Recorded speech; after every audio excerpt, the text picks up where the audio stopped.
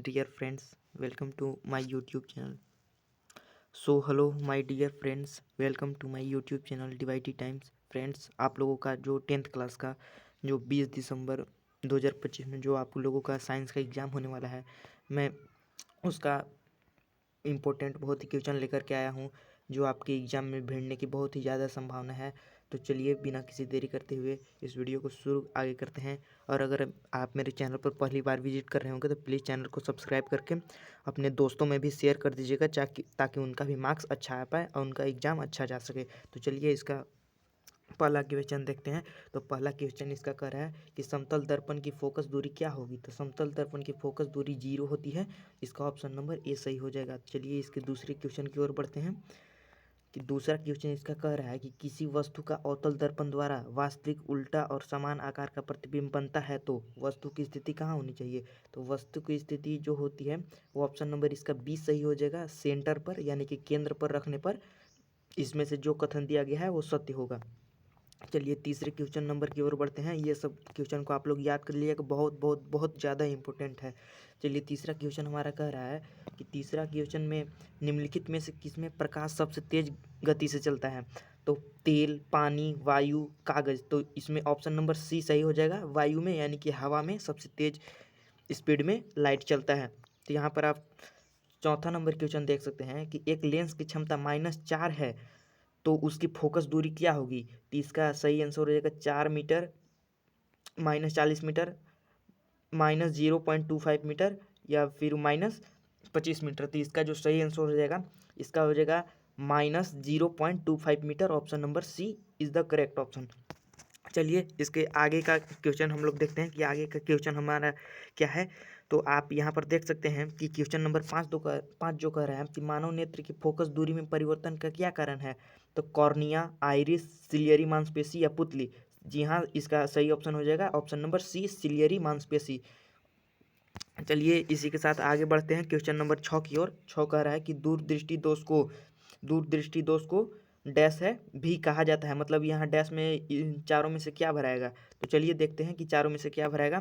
तो यहाँ हाइपरमेट्रिपिया है, फिर मायोपिया है, फिर मोतियाबिंद है और फिर यहाँ पर प्रेसबायोपिया है। तो इसका ऑप्शन नंबर ए भरा जाएगा, हाइपरमेट्रोपिया।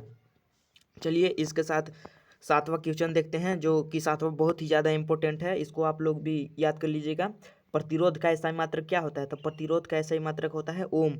इसको ऐसे भी डिनोट किया जाता है ओम का चिन्ह से। और फिर आठवां क्वेश्चन आप लोग यहाँ पर देख सकते हैं कि टंगस्टन का उपयोग निम्नलिखित में से किसमें किया जाता है। तो टंगस्टन का उपयोग इसमें बिजली के बल्ब में किया जाता है। बल्ब का जो तंतु रहता है उसी में टंगस्टन का उपयोग किया जाता है। तो चलिए क्वेश्चन नंबर 9 की ओर बढ़ते हैं। क्वेश्चन नंबर 9 बोल रहा है कि चुंबकीय क्षेत्र रेखाएं निकलती हैं तो उत्तरी ध्रुव से, दक्षिणी ध्रुव से, उत्तरी ध्रुव से, चुंबक के केंद्र से या इनमें से कोई नहीं। तो यहाँ से ऑप्शन नंबर बी सही होगा कि उत्तरी ध्रुव से निकलती हैं चुंबकीय क्षेत्र की रेखाएं। तो चलिए 10वां क्वेश्चन की ओर बढ़ते हैं। मैं आपको बता दूं कि इसमें हम लोग टोटल 30 क्वेश्चन करने वाले हैं जो कि बहुत ही ज़्यादा इंपॉर्टेंट है। तो चलिए इसमें 10वां क्वेश्चन हमारा कह रहा है कि निम्नलिखित में से कौन सा हमारे लिए ऊर्जा का परम स्रोत है। तो इसमें से हमारा ऑप्शन नंबर हो जाएगा सौर ऊर्जा, जो कि सूरज ऊर्जा भी हम लोग कर सकते हैं या फिर सौर ऊर्जा। 11वां क्वेश्चन हमारा कह रहा है कि रासायनिक समीकरण को हम किस नियम के कारण संतुलित करते हैं।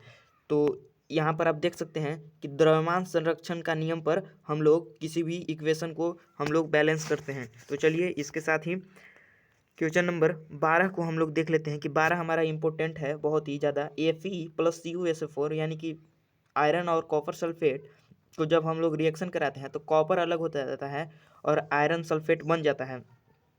यह किस प्रकार की अभिक्रिया है। मतलब जो इक्वेशन आपको दिया गया है और बोल रहा है कि यह किस प्रकार के रिएक्शन है। तो यहाँ पर आप देख सकते हैं कि ये Fe इसके साथ SO4 के साथ आ गया और Cu कॉपर को अलग कर दिया। तो यहाँ पर आप देख सकते हैं विस्थापन अभिक्रिया हो रही है। तो ऑप्शन नंबर सी विस्थापन अभिक्रिया हो जाएगा। तो चलिए इसी के साथ आगे बढ़ते हैं 13 नंबर क्वेश्चन की ओर। तो 13 नंबर क्वेश्चन कर रहा है कि H+ आयन की सांद्रता किस पदार्थ में सबसे अधिक होगी। तो आप यहाँ पर देख सकते हैं कि जठर रस में यानी कि जो हाइड्रोक्लोरिक अम्ल होता है उसमें सबसे ज़्यादा होती है H+ आयन की सांद्रता। तो चलिए इसी के साथ 14 नंबर क्वेश्चन की ओर बढ़ते हैं। 14 नंबर हमारा क्वेश्चन कह रहा है कि पदार्थ A, B, C तथा D का pH मान क्रमशः 5, 8, 8, 10, 13 है। उपरोक्त में से कौन सा पदार्थ अम्ल है? तो आप ये याद रख लीजिएगा कि जिसका मान सबसे कम होता है वो अम्ल होता है, और जिसका मान सबसे ज़्यादा अधिक होता है वो क्षार होता है। तो इसमें पूछा है कि अम्ल कौन है, तो सबसे मान इसका कम है 5। तो आप यहाँ पर देख सकते हैं कि ऑप्शन नंबर ए सही हो जाएगा 5। तो चलिए इसी के साथ आगे बढ़ते हैं। 15 नंबर हमारा क्वेश्चन कर रहा है कि 15 नंबर में है निम्नलिखित में से किस लवण का उपयोग सोडा अम्ल अग्निशामक में किया जाता है? तो ऑप्शन नंबर यहाँ पर भी देख सकते हैं, कैल्शियम सल्फेट CaSO4। तो चलिए ऑप्शन नंबर इसका डी सही हो चुका है।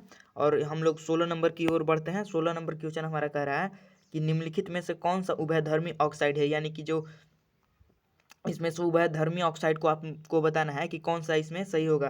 तो ये जो Al2O3 है ये आपका उभयधर्मी ऑक्साइड है, इसको आप लोग याद कर लीजिएगा। ये बहुत ही इंपॉर्टेंट क्वेश्चन है, आपका फाइनल एग्जाम में भी आने की बहुत ज़्यादा संभावना है। तो चलिए इसमें फिर देखते हैं कि दिए गए तत्वों को 17 नंबर क्वेश्चन है कि दिए गए तत्वों को इलेक्ट्रॉनिक विन्यास में कौन उत्कृष्ट गैस का इलेक्ट्रॉनिक विन्यास है? तो यहाँ पर आप देख सकते हैं कि 17 का ऑप्शन नंबर सी इसका करेक्ट हो जाएगा, 2 और 8। तो चलिए इसी के साथ 18 नंबर क्वेश्चन की ओर हम लोग बढ़ते हैं। 18 नंबर क्वेश्चन हमारा कह रहा है कि निम्नलिखित में से कौन असंतृप्त हाइड्रोकार्बन है? तो इसमें से हम लोगों को असंतृप्त हाइड्रोकार्बन बताना है। तो इसमें से हमारा C2H2 option number C correct हो जाएगा। इस C2H2 जो है असंतृप्त हाइड्रोकार्बन है। फिर आप लोग यहाँ पर देख सकते हैं कि 19 नंबर क्वेश्चन की ओर हम लोग बढ़ते हैं। 19 नंबर क्वेश्चन हमारा कह रहा है कि HCHO में कौन प्रक्रियात्मक समूह है, यानी कि प्रक्रियात्मक समूह बताना है HCHO में। हमारा क्वेश्चन नंबर 19 कह रहा है, तो 19 का आंसर हो जाएगा एल्डिहाइड। ये जो है HCHO ये एल्डिहाइड का प्रक्रियात्मक समूह है। तो चलिए क्वेश्चन नंबर 20 की ओर हम लोग बढ़ते हैं। 20 हमारा क्वेश्चन नंबर कह रहा है कि दिए गए तत्वों में से किस तत्व में संयोजी इलेक्ट्रॉन का संख्या लिथियम के बराबर होगी? तो 20वां का हमारा ऑप्शन सही हो जाएगा ऑप्शन नंबर सी पोटेशियम, क्योंकि मैग्नीशियम, कैल्शियम और एल्युमिनियम नहीं होगा। चलिए इसके साथ ही 21 नंबर क्वेश्चन की ओर बढ़ते हैं।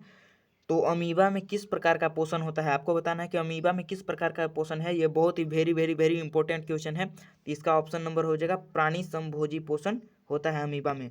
तो चलिए इसी के साथ 22 नंबर क्वेश्चन की ओर बढ़ते हैं। 22 नंबर क्वेश्चन हमारा कह रहा है कि श्वसन प्रक्रम में ग्लूकोज से पायरुवेट का विखंडन कहाँ होता है? तो इसका option number A, B, C, D आपको बताना है कि कहाँ होता है। इसका आप लोग आंसर कमेंट बॉक्स में दे दीजिएगा। और वीडियो कैसा लग रहा है इसको आप लोग कमेंट में बताते चलिएगा, और लाइक भी वीडियो को कर दीजिएगा। तो चलिए इसके साथ ही हम लोग 23 नंबर क्वेश्चन की ओर बढ़ते हैं। 23 नंबर हमारा क्वेश्चन कह रहा है कि निम्नलिखित में से कौन सा हार्मोन शरीर की वृद्धि के लिए उपापचय का नियमन करता है? हमारा क्वेश्चन है कि निम्नलिखित में से कौन सा हार्मोन शरीर की वृद्धि के लिए उपापचय का नियमन करता है, यानी कि कंट्रोल करता है? तो यहाँ पर आप ऑप्शन देख सकते हैं कि जो थायरोक्सिन हार्मोन होता है वही सबको कंट्रोल करता है। तो चलिए इसका ऑप्शन नंबर डी हुआ सही। 24 नंबर क्वेश्चन हम लोग देखते हैं कि मानव में सभी अनैच्छिक क्रियाओं का नियंत्रण कहाँ होता है?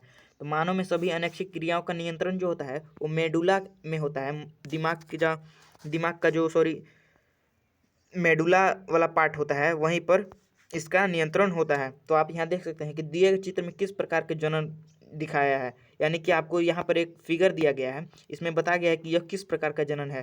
तो यहाँ पर आप देख सकते हैं कि ऑप्शन नंबर में है विखंडन, खंडन, पुनरुद्भवन, मुकुलन। तो आप यहाँ पर देख सकते हैं कि ये पुनरुद्भवन का यहाँ पर जनन दिखाया गया है। इसी के साथ 26 नंबर क्वेश्चन की ओर बढ़ते हैं। 26 नंबर क्वेश्चन हमारा कह रहा है कि मनुष्य में निषेचन कहाँ होता है? तो मनुष्य में निषेचन होता है अंडवाहिका में। ऑप्शन नंबर ए इसका सही हो जाएगा। ये बहुत ही इंपॉर्टेंट क्वेश्चन है, ये भी आपके फाइनल बोर्ड में आने की पूरी संभावना है। तो चलिए इसकी 27वां क्वेश्चन देख लेते हैं कि किस जीव में कोई गुण प्रभावित होता है? किसी जीव में कोई गुण प्रभावित होता है, यानी कि केवल पिता के डीएनए से, केवल माता के डीएनए से, पिता और माता दोनों के डीएनए से। इसका ऑप्शन नंबर सी करेक्ट हो जाएगा 27 का। चलिए इसके साथ ही आगे बढ़ते हैं। 28 नंबर क्वेश्चन कह रहा है कि नाभिकीय विद्युत संयंत्र शक्ति संयंत्र में किस प्रक्रिया से ऊर्जा मुक्त होती है? तो आप यहाँ पर देख सकते हैं कि नाभिकीय संलयन, नाभिकीय विखंडन, जल का विद्युत अपघटन, चंद्रमा का गुरुत्वीय खिंचाव। तो यहाँ पर आप देख सकते हैं कि इसका सही आंसर हो जाएगा नाभिकीय विखंडन, ऑप्शन नंबर बी। चलिए इसके साथ ही आगे बढ़ते हैं। 29 नंबर क्वेश्चन हमारा कह रहा है कि हरे पौधे की पत्तियां प्राप्त होने वाला सौर ऊर्जा का कितना प्रतिशत भाग खाद्य ऊर्जा में परिवर्तित करने में खर्च करती है। तो यहाँ पर आप देख सकते हैं कि 1%, 10%, 100% या 0.1%। तो यहाँ पर आप देख सकते हैं कि इसका सही आंसर हो जाएगा, इसका सही आंसर हो जाएगा 1% जो होती है वो खर्च करती है। चलिए इसके सबसे लास्ट क्वेश्चन की ओर बढ़ते हैं। 30वां नंबर क्वेश्चन, निम्नलिखित में से किस पदार्थ का प्रयोग करना पर्यावरण के लिए सबसे अधिक लाभदायक होगा।